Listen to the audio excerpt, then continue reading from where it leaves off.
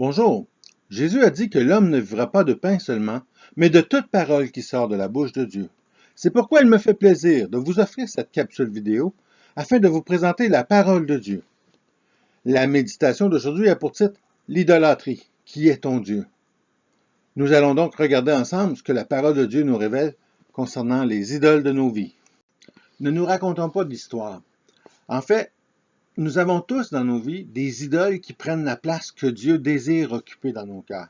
C'est pourquoi Jean a conclu sa première épître en disant aux chrétiens, à ceux à qui il a adressé sa lettre, « Petits enfants, gardez-vous des idoles. » 1 Jean 5, 21.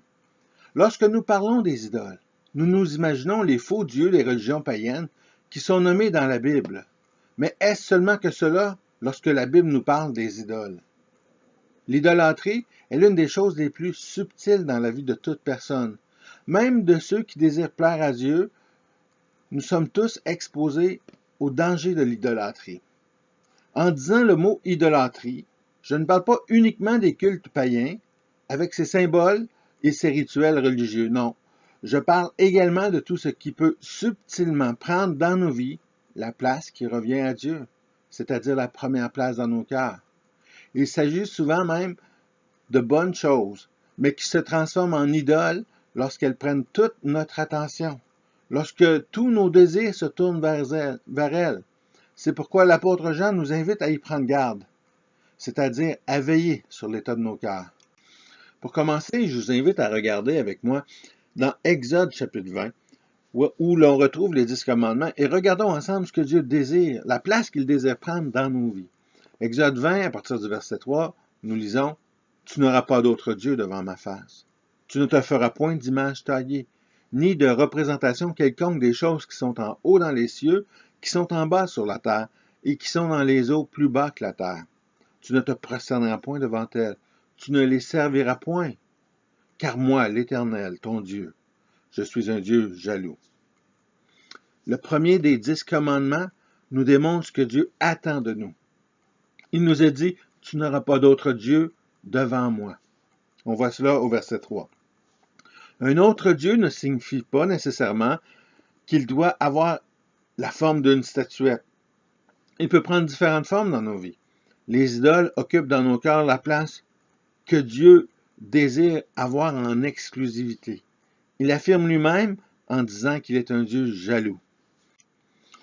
Lorsqu'on porte une attention particulière à la manière dont nous péchons, à la raison pour laquelle nous choisissons de désobéir à un des 9 derniers commandements, nous prenons conscience que systématiquement nous enfreignons également le premier commandement.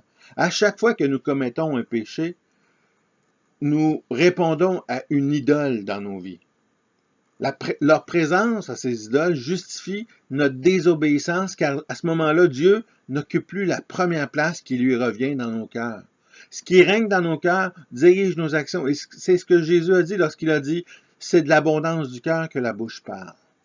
Oui, nous pouvons nous fabriquer des idoles comme dans l'Ancien Testament. Mais aujourd'hui, les idoles ont une multitude de formes. Elles peuvent être une marque de vêtements, une marque d'appareil électronique. C'est peut-être pour certains un acteur populaire, un groupe de musique, une équipe sportive, un chef politique, une idéologie partisane et peut-être même un pasteur ou un point de doctrine que nous préférons plus que les autres. Les idoles que le monde nous présente ont tout pour plaire, mais le but réel de chacune d'entre elles est de nous rendre esclaves afin que nous demeurions dépendants et loin de Dieu, sous leur joug. Par contre, la volonté de Dieu est que nous nous affranchissions du joug, du péché et de l'idolâtrie, entre autres.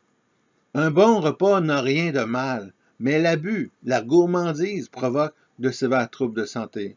On en paie le prix. Plusieurs souffrent d'obésité, de troubles alimentaires. Prendre un verre peut être bénéfique pour la santé, mais en abuser détruit la vie de celui qui boit, mais également de son environnement, de ceux qui lui sont le plus proches. Dans les derniers jours de la vie de Jésus, un docteur de la loi lui a demandé quel était le plus grand des commandements. Jésus lui donna comme réponse ce passage des Écritures. « Tu aimeras le Seigneur ton Dieu de tout ton cœur, de toute ton âme et de toute ta pensée. » C'est le premier est le plus grand commandement. Matthieu 22, versets 36 à 38. Voilà donc la norme établie par Dieu. Il ne demande rien de moins que nous l'aimions de tout notre être, c'est-à-dire de tout notre cœur, de toute notre âme, de toute notre pensée. Toutes choses qui le délogent de la première place ne sont rien de moins que des idoles dans nos vies. En fait, ce que Dieu demande est légitime, puisque c'est lui qui nous a créés. Nous sommes un vase sous la main du potier. C'est lui qui établit les normes. Nous le voyons dans Romains 9, verset 21. Dieu désire notre bien, et notre bien n'est possible qu'en lui seul. Il nous est impossible d'aimer Dieu et de conserver les idoles dans nos vies. Jésus est clair à ce sujet-là. Dans Luc 16, 13, il est dit « Nul serviteur ne peut servir deux maîtres, car ou il haïra l'un et aimera l'autre, ou il s'attachera à l'un et méprisera l'autre. Vous ne pouvez servir Dieu et Mammon. » Mammon étant le dieu de l'argent. L'amour de l'argent fait tomber toutes les valeurs chrétiennes.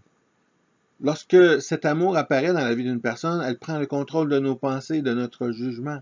Elle agit dans nos cœurs avec une seule et unique priorité. Plus, encore plus. C'est ce que font toutes les idoles dans nos vies. Elles cherchent à prendre toute la place dans nos vies au détriment de toute autre chose, même de ce qui est vital pour nous. Pour en avoir plus, le cœur de l'homme, victime de l'idolâtrie, est prêt à mentir, à manipuler, à frauder, à contourner les règles et à faire toutes sortes de choses en désaccord avec la volonté de Dieu. Les idoles dans la vie du croyant sont toujours un piège. Les idoles de nos vies ne peuvent pas nous apporter de bien-être. En fait, les idoles ne répondent jamais à l'attente que nous espérons de elles. Elles cherchent à prendre notre meilleur et nous placent sous un joug qui nuit à tous les autres éléments de notre vie. Les idoles dans nos vies sont, comme le dit le psaume 106, un piège pour ceux qui les servent. Le psaume 97 ajoute que ceux qui les servent sont confus. Les idoles apportent la confusion et sont incapables de répondre aux prières. Dieu nous dit que les idoles sont muettes et elles le seront toujours. C'est ce que nous dit Habakkuk au chapitre 2. Les idoles provoquent la ruine de ceux qui se confient en elles. C'est ce que Jérémie, au chapitre 3, verset 24, nous dit lorsqu'il dit « Les idoles ont dévoré le produit du travail de nos pères ». Nous pouvons, et avec raison, affirmer qu'aimer Dieu de tout notre cœur, de toute notre âme et de toute notre pensée est humainement impossible. Dieu le sait, mais nous devons, au meilleur de nos capacités, chercher à atteindre ce standard en laissant vivre Christ en nous. C'est là la solution, c'est là le seul moyen que nous pouvons plaire à Dieu.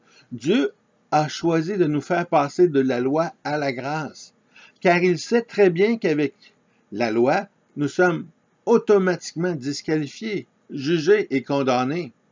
Il connaît nos limites, mais désire tout de même occuper la place qui lui revient à la mesure de sa grandeur.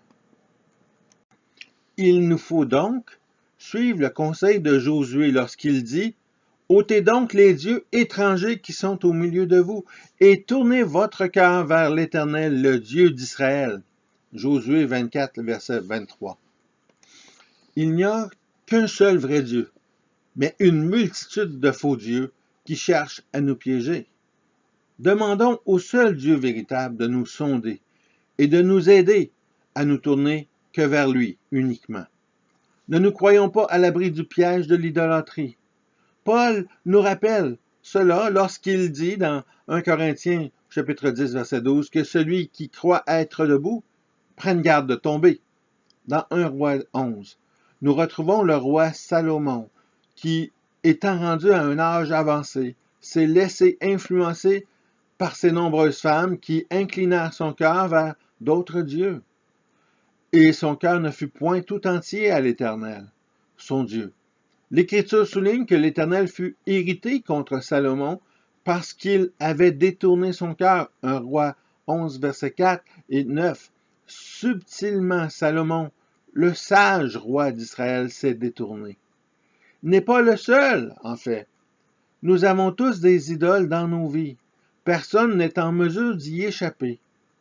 Par contre, nous avons le moyen et les ressources en Jésus-Christ de nous en détourner. Il y a une grande différence entre veiller et dormir.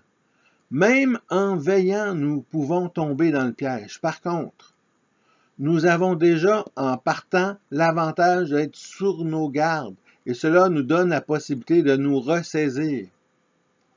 Qu'on puisse dire comme David dans le psaume 51, le verset 10, « Ô Dieu, crée en moi un cœur pur, renouvelle en moi un esprit disposé, bien disposé. » Le psaume 119 dit également, dans une prière au Père, « Incline mon cœur vers tes préceptes et non vers le gain. » Par le moyen de la prière, nous avons l'outil essentiel pour demander à Dieu que lui veille sur nos cœurs. 1 Samuel 16, au verset 7, nous dit que l'Éternel ne considère pas ce que l'homme considère. L'homme regarde à ce qui frappe les yeux, mais l'Éternel regarde au cœur. Dieu regarde au cœur. Et il est en mesure de détecter la présence d'idoles en nous. C'est pourquoi nous retrouvons beaucoup d'exemples pratiques dans les Écritures qui sont négatives afin que nous puissions en tirer des leçons. Dans la vie du croyant, l'idolâtrie coûte très cher. Lorsque nous pratiquons l'idolâtrie, nous avons un prix à payer car cela met Dieu en colère. Dieu ne peut tolérer l'idolâtrie dans sa présence. Et parce qu'elle est subtile, nous avons absolument besoin de demander l'aide de Dieu pour la reconnaître. Et en faisant cela, nous avons son appui et non pas son jugement, sa colère. Voilà la raison pour laquelle nous devons implorer Dieu dans nos prières afin qu'il nous préserve et détourne nos cœurs de tout ce qui nous éloigne de lui.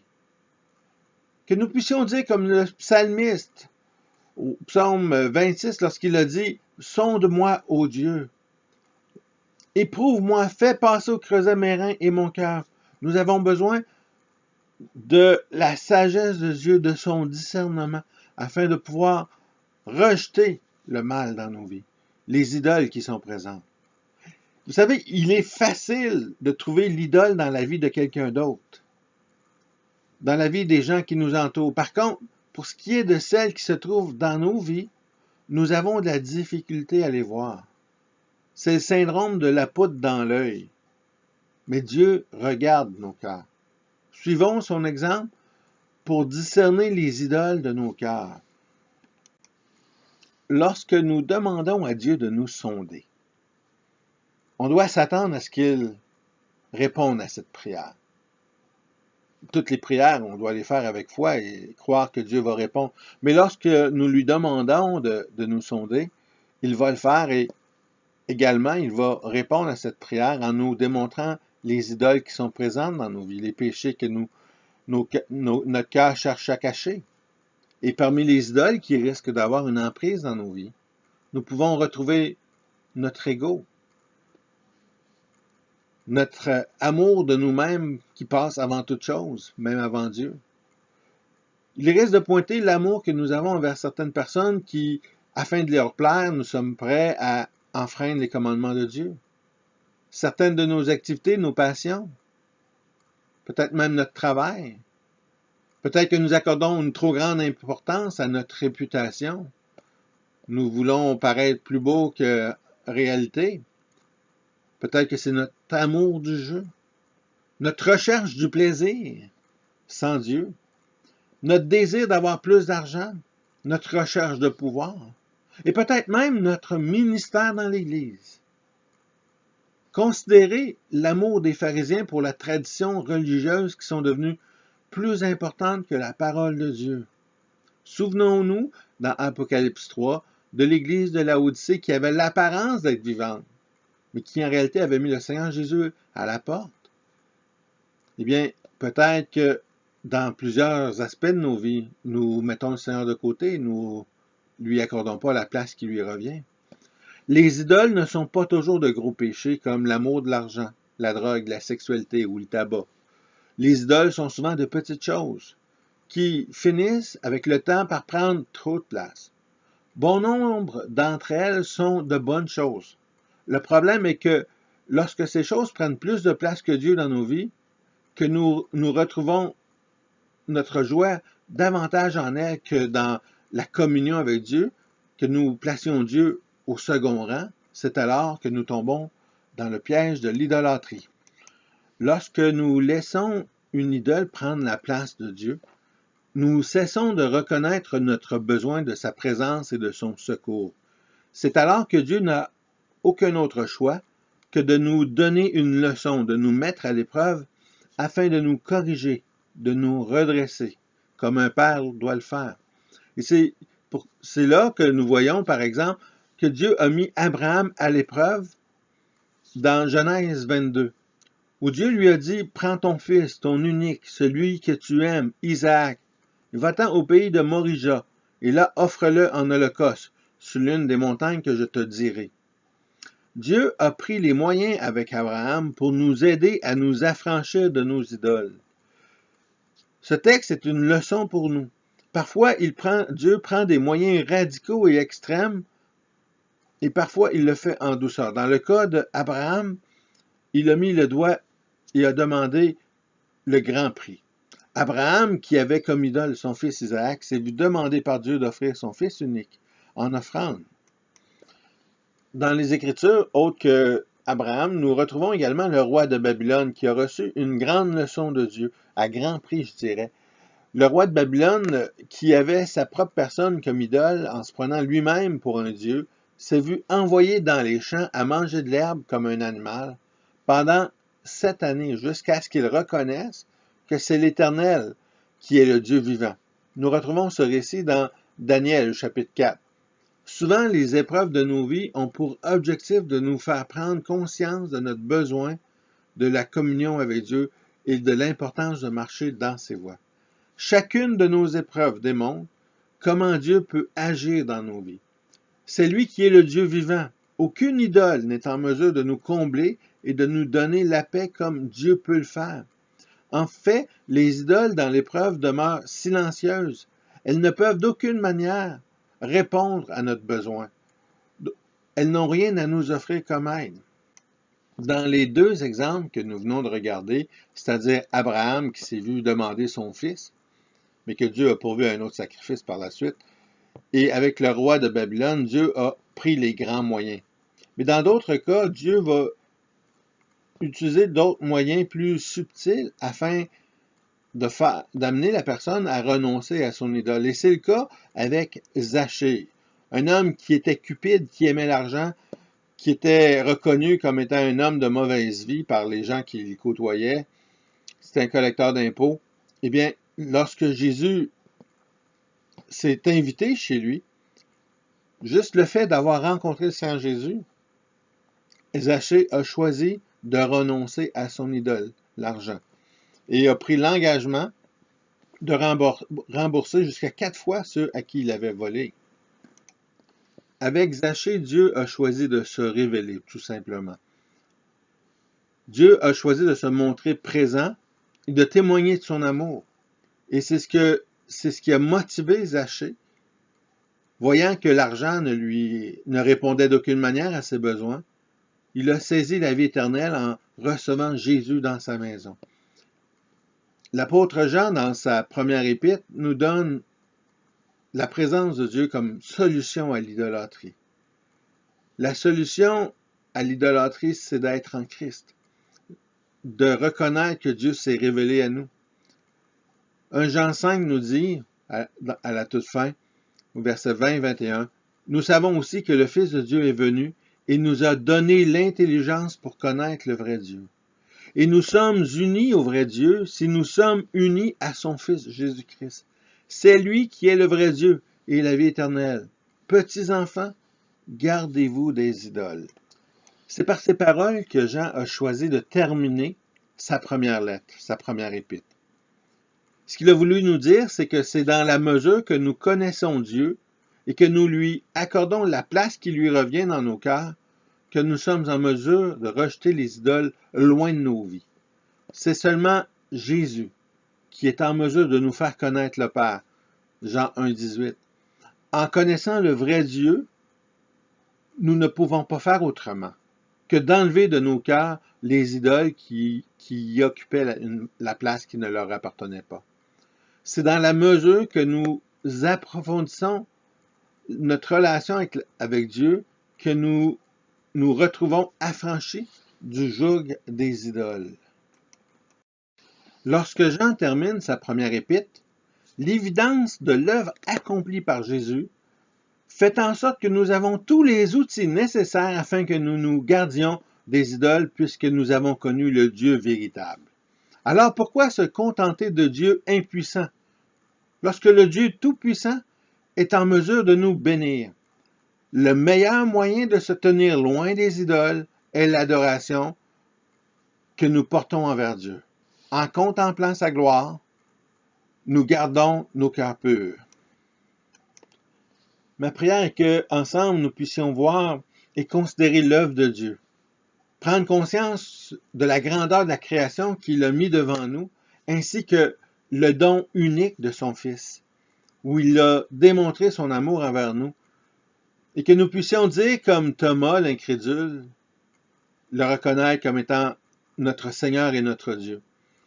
Et qu'on puisse repousser ces fausses idoles qui sont incapables de nous aider et de laisser Dieu agir dans nos vies afin que nous puissions comprendre, voir qu'il est un Dieu vivant et un Dieu actif dans nos vies qui pourvoit aux besoins de nos vies afin que nous puissions être avec lui pour l'éternité à venir à cause du sacrifice de Jésus à la croix qui a tout accompli pour nous.